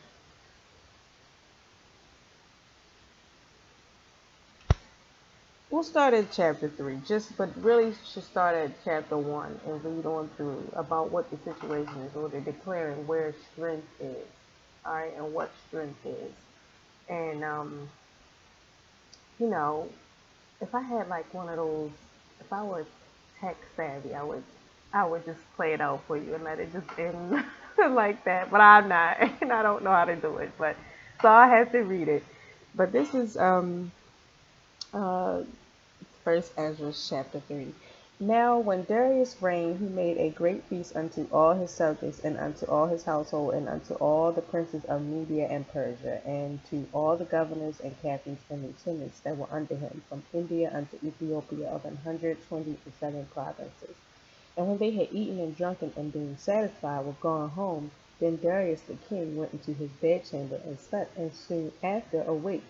Then 3 young men that were of the guard that kept the king's body spake one to another, Let every one of us speak a sentence.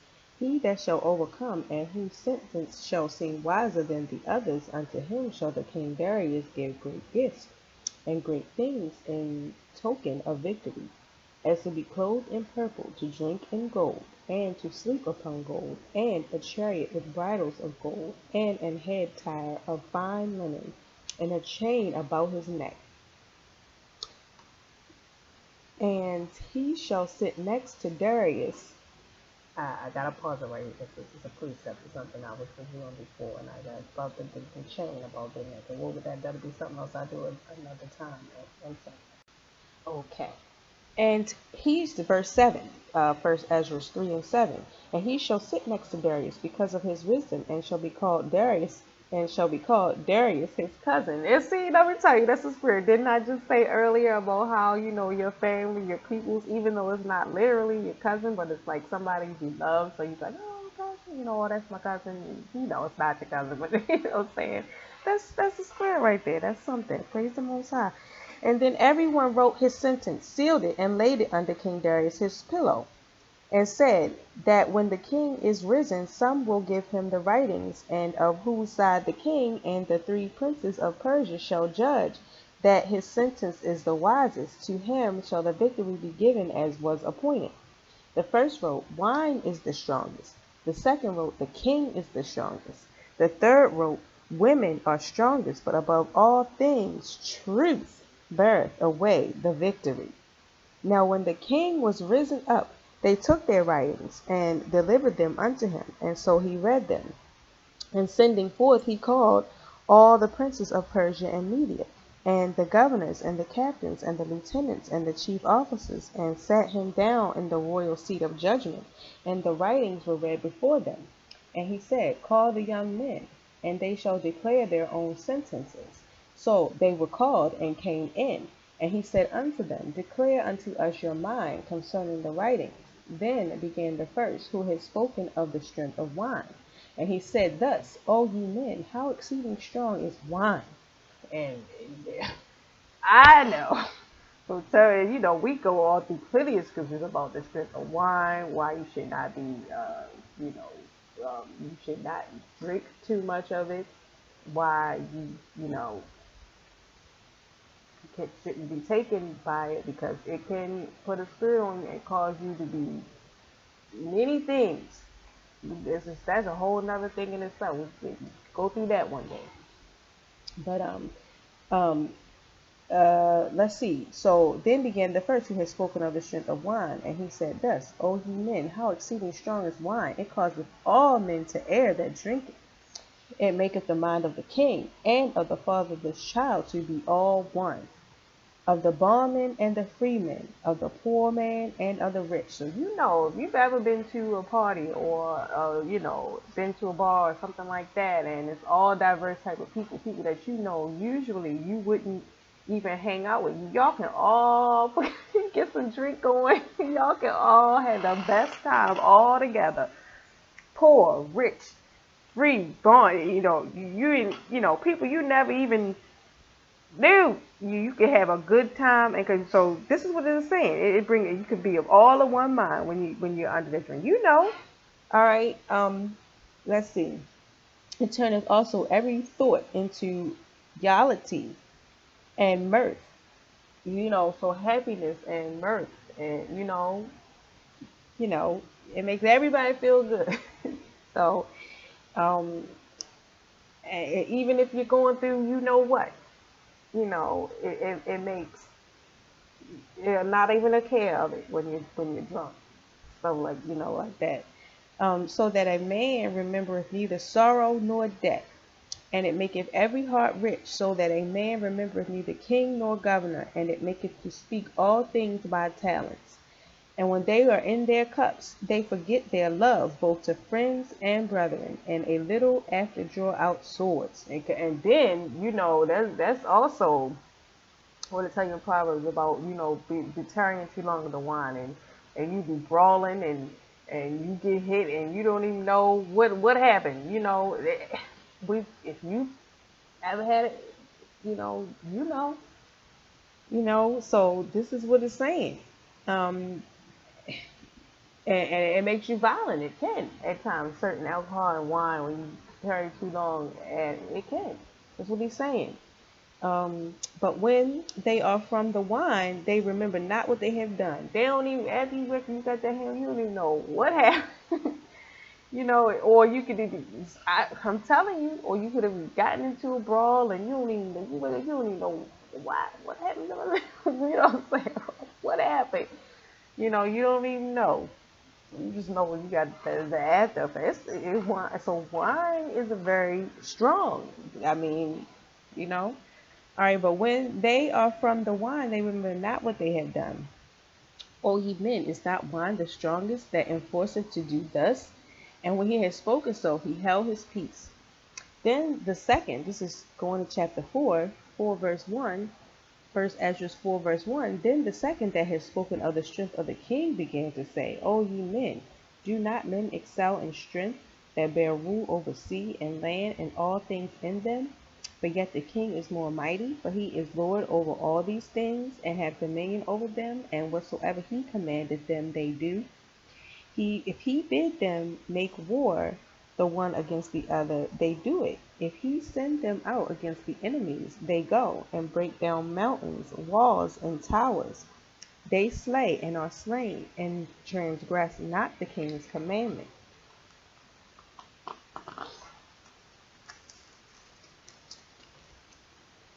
If they get the victory, they bring all to the king, as well the spoil as all things else.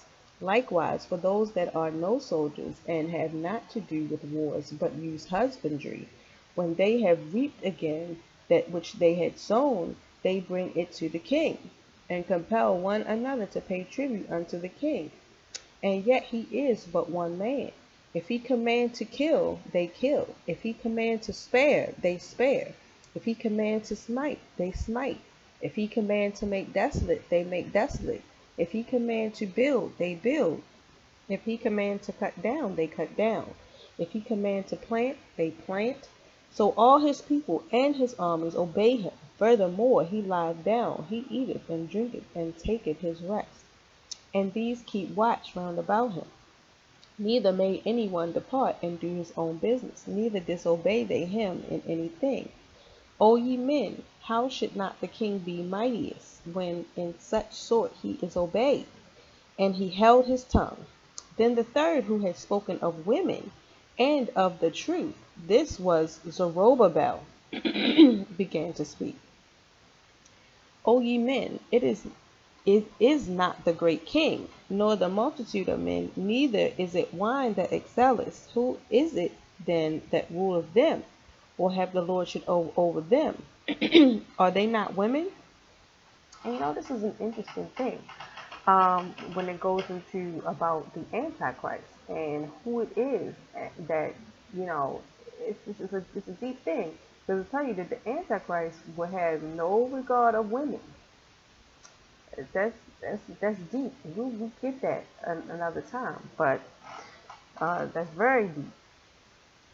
And it's about diversity and the revealing of who this exactly is. All right. So, but anyway, go back to this. O ye men is okay. So, right. So, who is it? This is verse 14. First Esdras 4 and 14. O ye men, is it not the great king, nor the multitude of men, neither is it wine that excelleth? Who is it then that ruleth over them, that ruleth them, or hath the lordship over them? Are they not women? Women have borne the king and all the people that bear rule by the sea and land. Even of the came they, and they nourished them up, that planted the vineyards from whence the wine cometh. These also make garments for men. These bring glory unto men. And without women cannot men be. Yea, and if men have gathered together gold and silver or any other goodly thing, do they not love a woman, which is comely and favor and beauty? And this is also one of the things that, the Egyptologists, those they go into. Like, they worship the woman. You know what I mean? That's something ancient too. But but let's hear. Let's keep reading. Without women cannot men be. Yea, and if men have gathered together gold and silver or any other goodly thing, do they not love a woman, which is comely in favor and beauty? And letting all those things go, do they not gape, and even with open mouth fix their eyes fast on her? And have not all men more desire unto her than unto silver or gold or any goodly thing whatsoever? A man leaveth his own father that brought him up, and his own country, and cleaveth unto his wife. He sticks not to spend his life with his wife, and remembereth neither father. He sticks not to spend his life with his wife, and remembereth neither father, nor mother, nor country. By this also you must know that women have dominion over you. Do you not labor and toil and give and bring all to the woman? And you know what this makes me think of? I don't know if you remember in Harlem Nights when they sicked that woman on the guy. He said, look, I'm leaving. He left his whole family for this woman. Look, I ain't coming back no more. And men do that. when they get a woman with that good or something, they will leave. I mean, I've had it happen to me. I don't know what, that's another thing about a whoremonger. And also, some of the things that go on here in captivity, because that's another thing is, men can have more than one wife, but when a man get caught up with something, I mean, they're spending all their time with that person. They are with that person. They will go somewhere else. But that also tells you something too about this whole point of this. And we're going to get that. I can't wait to get to that. But that it tells you though something about the power of a woman and what their influence can do for a man. They don't have men doing, which is another reason why the Most High says stay away from other certain women and stick with your own, because the women of other nations are doing other things and they're serving other gods, and they done put that thing on you. You're open to do things that you usually would not do. That's the power of a woman over a man. And it's Proverbs that tell you that a woman, there may be Proverbs or it could be Ecclesiastes, I think it's Proverbs, but a woman cannot physically overpower a man, but they can manipulate a man with their beauty, with that you know what, okay? And that is what they use. That is what they use. All right, so let's keep going. So but that made me think of that when it says he'll leave, he won't remember his father, his mother, or his even country. Sometime when it comes to dealing with a woman. All right, so yea, a man taketh his sword and goeth his way to rob and to steal, to sail upon the sea and upon rivers, and looketh upon a lion, and goeth in the darkness, and when he hath stolen, spoiled, and robbed, he bringeth it to his love. I mean, you've seen, a very sad situation happen. I don't know if it could have been other things, but I've seen, if that weren't the case, but I've seen many situations where if a man is, trying to get the attention of a woman, and somebody come and demean him in front of a woman that he likes, there you go. Or, dealing with the adultery thing. You know what I'm saying? Somebody come and is dealing with your woman, the man will go all sorts of crazy, with that. Oh, I was looking at something else.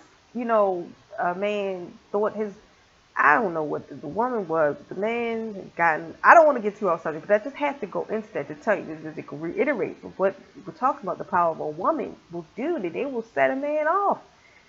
This man was so jealous that he, really mutilated this woman over a thought that he had of some other man dealing with her. I won't get into all the details, but so this is, men, even to this day, they'll even, the sad part of things that go on with Israel, them selling drugs and doing it because they don't have the money to or impress a woman or whatever. They'll sell their soul. They'll sell their people out. They selling them these things to have money to impress women, to get this type of car, to just like the scriptures are saying, they rob and do all this kind of stuff, and for a woman. So let's keep going.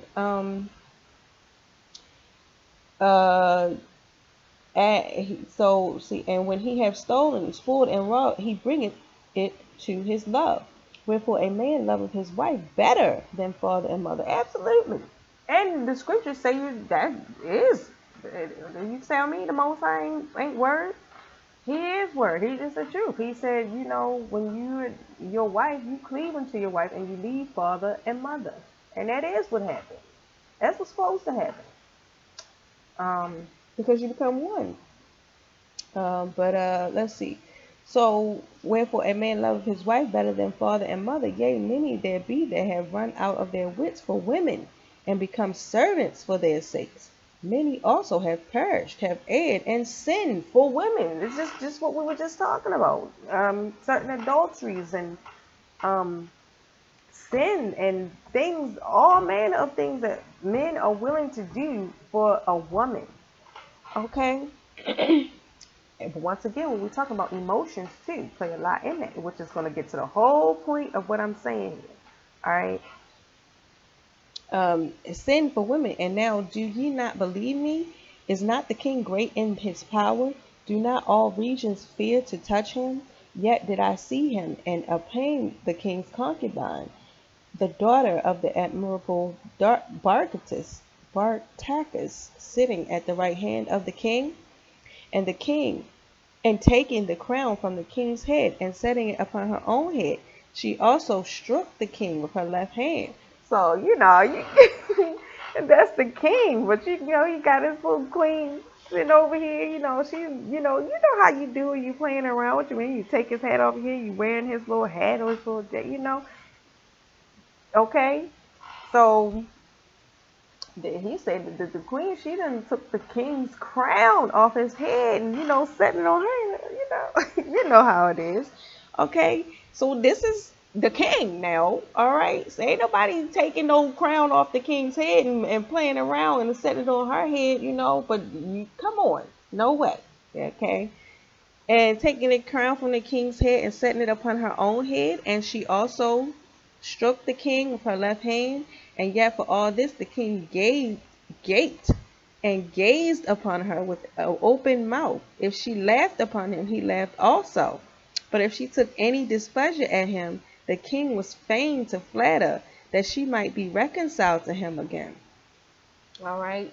So, when you love a woman, that's all right. So this is what's going on with the king. All right. So, O ye men, how can it be but women should be strong, seeing they do this? Then the king and the princess looked one upon another. So he began to speak of the truth. O ye men, are not women strong? Great is the earth, high is the heaven, swift as the sun in his course. For he compasseth the heavens round about, and fetcheth his course again to his own place in one day. Is he not great that maketh these things? Okay, and that's another scripture too.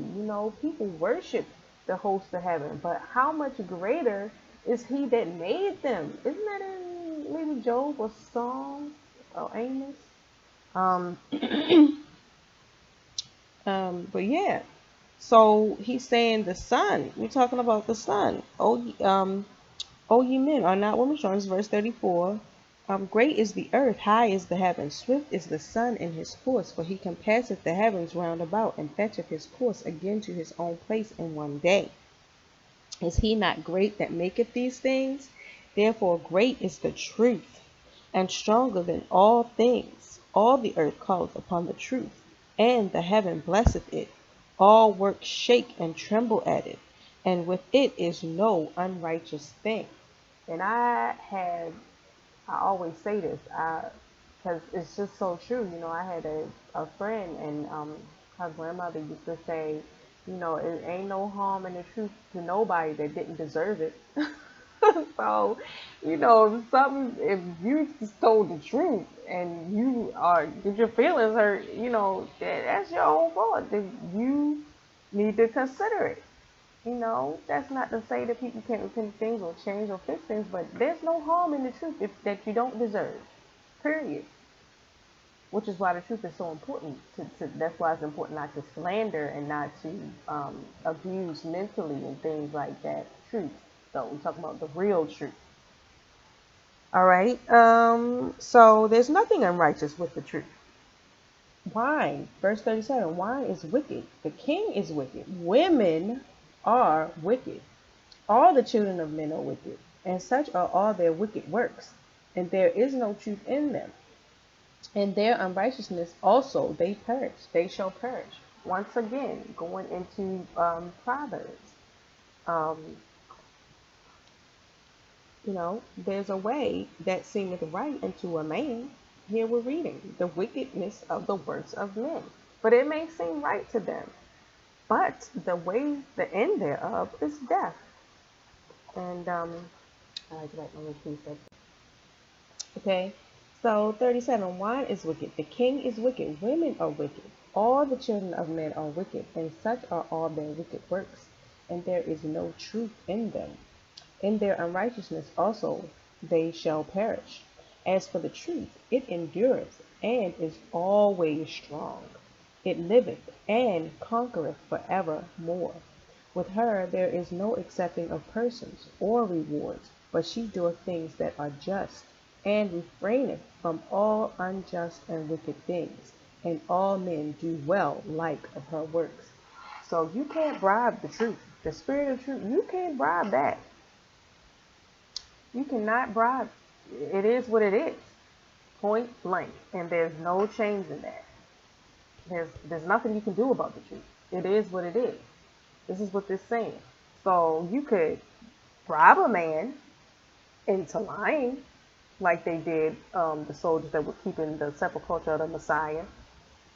I mean, even when Judas betrayed him for money, they were able to buy him out, like they're able to do with a lot of our people to this day, the Pharisees, the hypocrites, people that are lying and deceiving the people for money. But this is what we're talking about, that is sanctifying, and it is saving the children of Israel out of this flood.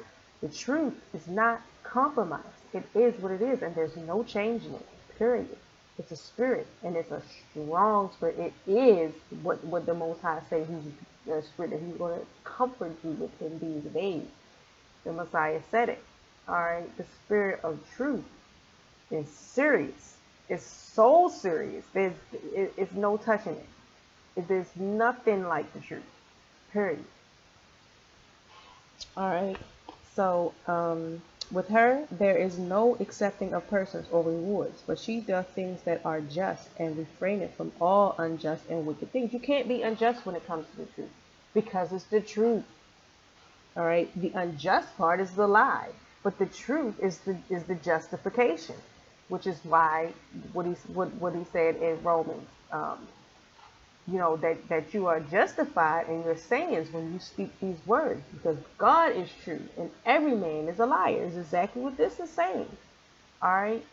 You can't fool with the spirit of truth. There's nothing else to it. Okay. Neither in her judgment is any unrighteousness. And let me start back at 39. I just want to go through that again. With her there is no accepting of persons or rewards, but she doth the things that are just, and refraineth from all unjust and wicked things, and all men do well like of her works. Neither in her judgment is any unrighteousness, and she is strength, kingdom, power, and majesty of all ages. Blessed be the God of truth. And with that he held his peace, and all the people then shouted and said, Great is truth, and mighty above all things. And that was verse 41, and I'll stop there. But you see, blessed is the God of truth. Blessed is the God of Abraham, Isaac, and Jacob. Blessed are those that hear his truth, which we said before. All right, blessed are your eyes because you see. Some people, because of the wickedness of their heart, they are delusional. They refuse to accept truth. They refuse to tell truth. But truth is truth. There's no way around it. There's no bribing it. There's no accepting of persons. You know what I mean? There's no respect of persons with the truth. There's no unrighteousness when it comes to the truth. And so I'm going to say shalom after that. And that has totally blessed me today on the Sabbath. And I really think that, I hope that I think that anyone that is blessed to have the spirit of truth would hopefully be blessed with that too. So, all right. So.